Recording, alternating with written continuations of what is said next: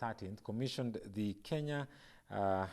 commissioned the newest military base, also known as the Modika Barracks in Garissa. During the launch, President said that his administration was committed to dedicating enough resources to fund to support the Kenya Defence Forces to continue maintaining its status as a world-class military that is ready to defend Kenya.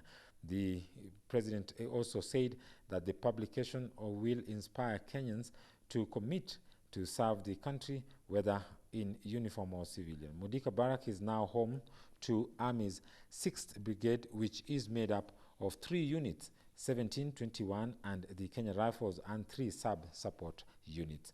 Also, Uhuru launched a Soldier's Legend book documenting 55 years of the history of the Kenyan Army and the soldiers who have always stood at the front line to defend the nation. Of this new barracks is part of our ongoing program of enhancing the footprint and rapid deployment capability of the Kenya Army. My administration will do all that is within its power to provide the resources necessary to sustain the Defense Forces modernization programs and plans so as to ensure that you remain seized of your mission to protect the sovereignty of our great republic across its entire length and breadth. We pride ourselves of our gallant soldiers, for you have stood firm and steadfast in pursuit of peace and security, both regionally and globally, confronting and waging war against the faceless Al-Shabaab terror group in Somalia. And this we do in order to guarantee the security of not only our own people, but also our brothers and sisters in that neighboring country. I am happy to note that these endeavors are well captured in the book that we have just launched and are solidified also by the establishment of this permanent military camp here in Garissa. The book entitled The Soldier's Legacy, which you are launching today, highlights the evolution of the Kenya Army for over 55 years. To that end, the story of the Kenya Army is one of deep-rooted commitment and resilience, for which I, as the editor-in-chief of this maiden edition, was privileged to be part of the team that pieced it together.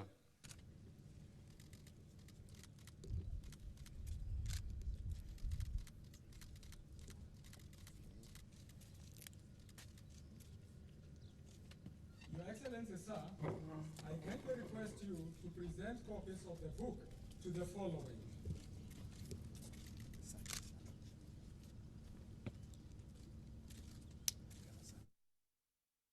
Well, moving on to other matters now, the Deputy President William Ruto over the weekend told Jubilee Party rebels to shape up or ship out.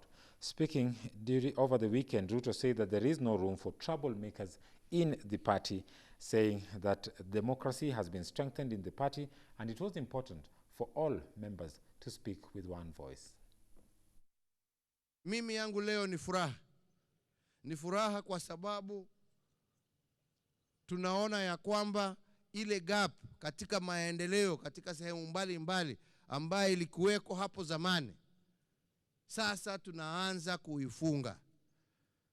We are developing our country uniformly across from Moyale mpaka Namanga, from Mombasa mpaka Lake Victoria. Kila Mkenya anajiona ya kwamba ako ndani ya mipangilio ya maendeleo ya serikali yake. Mwishowe yale ambayo tunataka kufanya, tuwe serikali ya kitaifa ama serikali ya county, ni kuimarisha maisha ya wananchi. Tuhakikishe wenzangu ya kwamba ile pesa ambayo imetengwa itumike na serikali ya kitaifa, inatumika kwa miradi ambayo inatakikana, lakini sio kuingia mifuko ya wachache. Tunataka ile pesa ambayo imetengwa kuingia katika serikali zetu za mashinani za county, iwe ni pesa ambayo itatumika kusaidia wananchi wa kawaida, lakini sio kuingia mifuko ya wachache. Na msemo wetu siku ya leo ni ya kwamba nyinyi wananchi ndio mmetuandika kazi. Sisi ni watumishi wenu, sio nyinyi watumishi wetu. Na muna haki. Pardon there for the mix-up. President Uhuru Kenyatta, they are calling for the public to hold leaders accountable for their actions. And indeed, recently the president has been very tough on that topic and has always spoken out about corruption and leaders who are not accountable for their works. Well, moving on to the story that we had introduced earlier, Deputy President William Ruto has told Jubilee rebels to shape up or ship out. The Deputy President was speaking over the weekend, said that there is no room for trouble in the country, in the party, and that democracy has been strengthened so as to allow party members to speak with one voice. Let's listen in. Bwana Rais, nataka niseme kwa miaka 7 Mungu amekuwa mwaminifu. Tumeondoa siasa ya ukabila. Mungu ametujalia, tumetengeneza barabara nyingi, tumeunganisha stima mahali kwingi, tumejenga technical training colleges, tumeunganisha mambo miradi ya maji, na Mungu amekuwa mwaminifu kwetu. Mimi nawauliza wana Jubilee, msisahau Mungu wenu ambaye alituweka pamoja. I want to promise you, as the deputy party leader of Jubilee, Jubilee is a party that was forged and formed to unite the people of Kenya and to concentrate the efforts of our nation and the resources of our nation on the transformation and development of Kenya. Well, speaking of development, Deputy President William Ruto also said that Jubilee development track record speaks for itself, citing construction of new roads, connection of electricity in the country, and the installation of state-of-the-art medical equipment in hospitals around the country. Ruto reiterated that the party was forged to unite Kenyans and to focus on the good of all Kenyans. Wa Jubilee ambao wamesajiliwa na kuwa recruited kuvunja na kuendesha propaganda kwa Jubilee, ati sijui iko kikundi hii, sijui iko kikundi ile. Mimi nataka niwaambie hawa wajipange, warudi kwa chama, ama hii ni nchi ya demokrasia, waamue wanaweza kujipanga kivingine.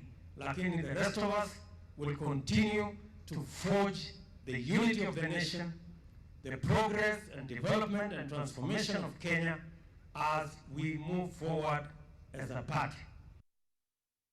To BBI politics, the Supreme Council of Kenya Muslim leaders have faulted the extension of the Building Bridges initiative by President Uhuru Kenyatta.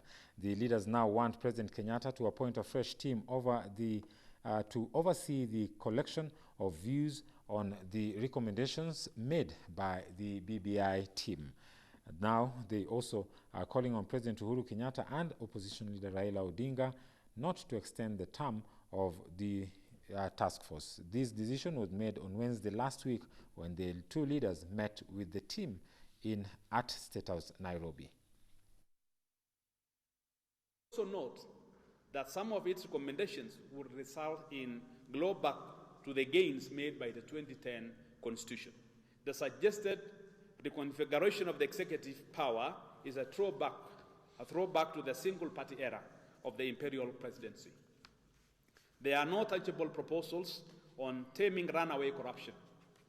There were no recommendations on improving the electoral system and ensuring electoral justice. The report actually seeks a retention of unworkable fast past and the post system. Other alarming suggestions are on the issues that were decisively rejected during the Bomas process. And the recommendations for their inclusion is clearly an attempt to take away gains of the 2010 Constitution. There are also introduction of highly contentious and acceptable issues that may lead to the state interference on religious institutions and the institution of the family. The proposals made by Muslims to BBI team on the key issues were ignored, including our proposal to have an appellate structure where matters before the Qadhi's court can be adjudicated on appeal considering Islamic principles. Well, moving on to other matters now, to the woes in City Hall, is that the Nairobi County Assembly Speaker, Beatrice Elachi, has allayed fears of a possible leadership vacuum at City Hall after the court barred Governor Mike Sonko from accessing his office after he was charged with corruption. Elachi says that there is no cause for alarm as the governor has everything in order, including having approved his 2019-2020 financial budget. She is calling for patience, however, as they await direction from the Attorney General. Let's listen in. Na sisi tunataka kuwahakikishia hata waheshimiwa, gavana alikuwa amepitisha bajeti yake ya 2019-2020. Kwa hivyo kazi lazima iendelee. Hapo kuna chief officers, kuna CCs waendelee na kazi yao. Wasikuje kudanganya iko hii, hawawezi hii. Pana gavana aliwasainia budget, kila chief officer ndio IE holder, ndio accounting officer. Wafanye kazi yao. Tusisikie Mama Lucy kumefungwa. Tusisikie wapi. Tukikongea advisory ya Attorney General. Huyo ndiye atatuambia hapa mmeenda hivi na hapa kuko hivi. Lakini kwa sasa hakuna vacuum. Kwa sasa kuna budget, kuna jinsi huko kwa wards kazi iendelee huko. Pending bills iendelee, alikuwa ashapitisha. So mtu asiseme ilipwe kwa internet banking, kwa IFMIS, watu wali. Well, moving on from that, the National Transport and Safety Authority, NTSA, on Saturday, December 14th, inspected a fleet of over 40 buses belonging to the Modern Coast Company. Over 60 drivers belonging to the company were given refresher courses on the road safety on Saturday. NTSA withdrew the company's operating license following a road accident that claimed 7 lives and injured over 50 people. The accident involved 2 Modern Coast buses traveling in opposite directions along Nairobi-Mombasa Highway during the early hours of Thursday, December 12th. Among those who perished were the drivers of the 2 buses. Sisi tunachokifanya kwa sasa ni kufuata ile sheria ambayo NTSA wanataka. Walitaka tufanye inspection na gari zetu zote.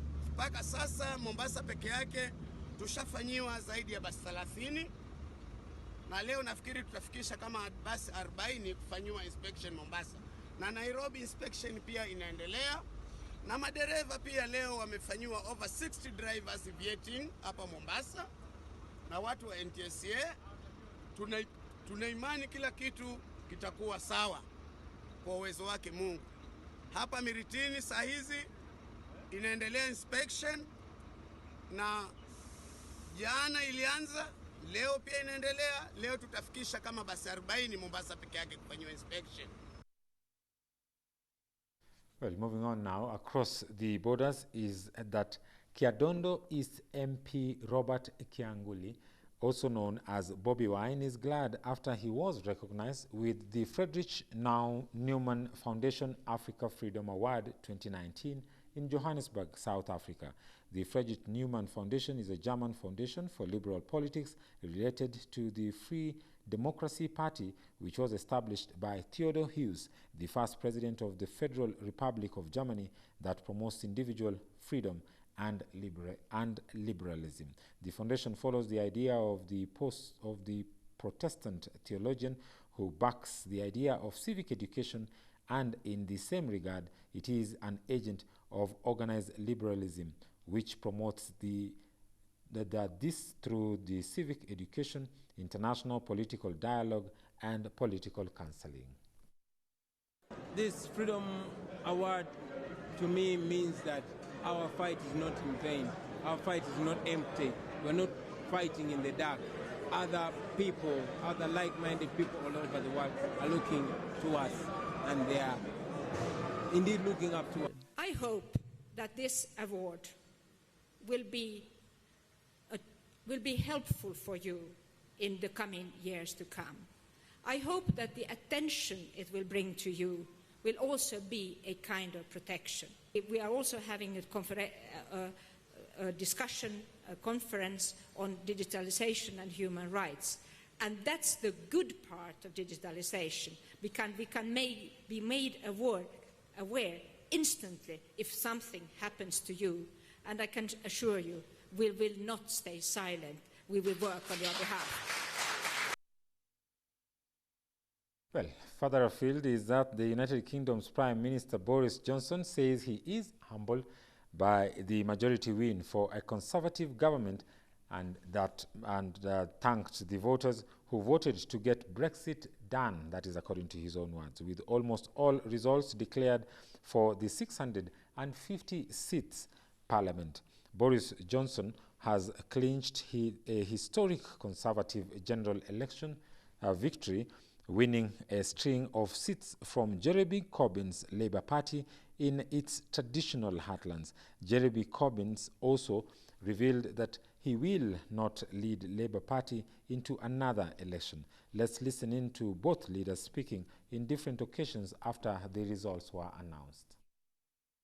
Because this election means that getting Brexit done is now the irrefutable, irresistible, unarguable decision of the British people.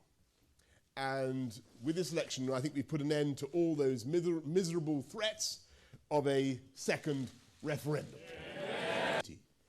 Your hand may have quivered over the ballot paper as before you put your cross in the Conservative box. And you may intend to return to Labour next time round. And if that is the case, I am humbled that you have put your trust in me and that you have put your trust in us. And I and we will never take your support for granted. I will not lead the party in any future general election campaign. I will discuss with our party to ensure there is a process now of reflection on this result and on the policies that the party will take going forward. And I will lead the party during that period to ensure that discussion takes place and we move on into the future. Brexit has so polarised and divided debate in this country. It has overridden so much of a normal political debate. And I recognise that has contributed to the results that the Labour Party has received this evening all across this country. The media intrusion on people's lives is very high indeed. And the attacks that take place against family and loved ones of politicians continue, and they're disgraceful, and frankly they are disgusting. Well, indeed, that was unexpected. Many people did not expect such a win for Boris Johnson, especially after the backlash that he got from the Labour Party, who is the opposition. But as you heard from the opposition, not quite happy, but they have conceded to the defeat. That brings us to the end of this segment of GBS Morning Extra. We take a short break now, but when we come back, we've got a discussion for you. We'll be talking about matters BBI. We'll also be talking about the politics that is ongoing within the ruling party, Jubilee, and also we will be looking at other matters and the views of Kenyans, especially a video that has been going viral throughout the week about a spoken word item that has criticized the government and the ruling elite in this country. Well, we now take a short break, but for now I will bid farewell or goodbye to my sign language interpreter, Felista Adundo. Thank you very much for being with us this time. Well, we take a short break now. We'll be right back after this.